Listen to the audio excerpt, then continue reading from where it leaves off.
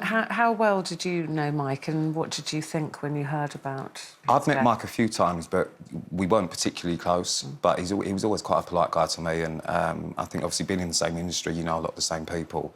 So when I found out Saturday night, I was out with friends and found out about it, and it's such a tragic thing to happen to anyone, especially someone that, you know, he's in the public eye, but it becomes such a big story for everyone. It's very hard for his family. My thoughts go out to his family and his friends. That's the problem, isn't it? I suppose in the public eye, the public image is, you know, good-looking guy, course, yeah. you know, dresses well, seems to be having a wonderful life. And I think that causes the shock and then the sadness. People say, how sad. We all thought he was having a lovely life. Why couldn't he talk to anybody? I think people left behind always feel, maybe even Meghan, you know, what ifs? What if I'd called him? What if I'd answered that text he sent me last week? I think that's the thing. When people see people in the public eye, regardless whether it's reality TV or anything else, you think it's a very glamorous lifestyle, they're living their best life, but you never know what's going on behind closed doors. And like anyone, whether in the public eye or not, everyone has their struggles. And I think it just becomes more shocking when it is someone that everyone seems to know nationally. And But I want to ask you about social media, because from the minute that you're on television, all of us have experienced this, people feel compelled to comment on every aspect Yeah, of course. you. And did that happen to you? Yeah, I've dealt with that myself quite a few times. Anytime you go through anything that is...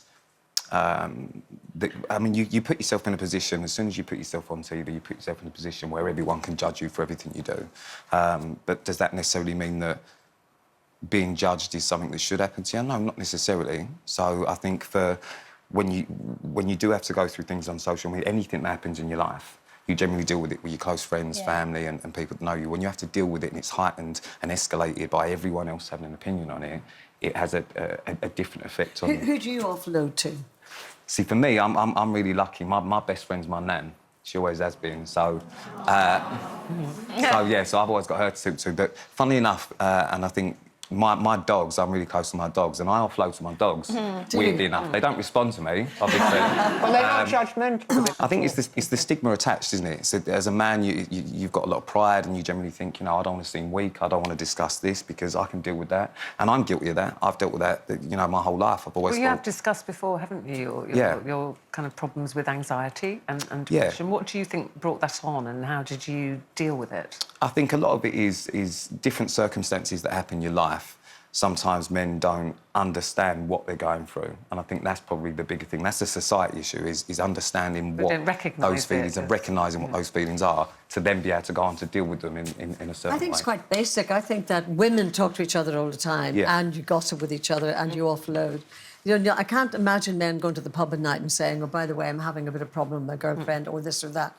Men just don't seem to want to brush it under the open carpet. up. Yeah, you brush it under the carpet, and I think, and like I said, I'm really guilty of that, and it's affected me before because people have gone, are you all right? You seem a bit down. Yeah, I'm fine, I'm always all right. That's always my response to everything. The bravado of doing it, and I think that is because of the stigma attached to that. And even now, when you have got more men speaking out on social media, then people will go, well, that's not a real man, he's crying all the time. And then you get that from social... So it prevents people, again, from then actually speaking out when everyone needs to. It's an interesting thing, though, that when footballers started to talk about abuse on social media, people couldn't believe it. And when footballers started crying and saying in public and said, this happened to me, that opened the way, and it's brave that the first person that does that, the first isn't it? You need somebody.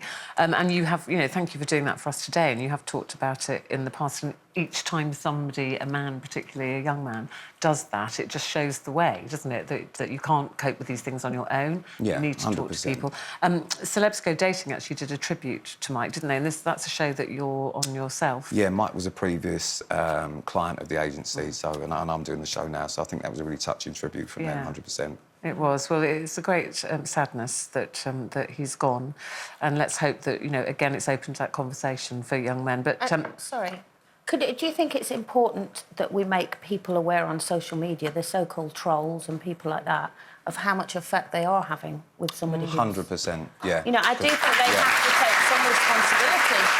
You do, 100%, because no matter what walk of life you're doing, whether you're in the public eye or not, it's a society thing that everyone needs to be able to have a bad day, have a good day, without being judged for it, what you've done. Everyone makes mistakes. Abused for it, you know, and regardless of whether you're in the public eye or not, those mistakes you should be able to deal with however you want, without having millions of people saying, well, that's wrong, this is wrong, you're Calling this, you're that. names and- yeah. I've had it an awful lot. And has it a lot of ever people do. made you shy away from public life? Has it ever made you think, do you know what, I don't need this in my life, I don't need to be on the TV? Yeah, of do course. you still enjoy what you do and you're determined to Listen, carry on? I'm really fortunate. I have a great life, but I have bad days.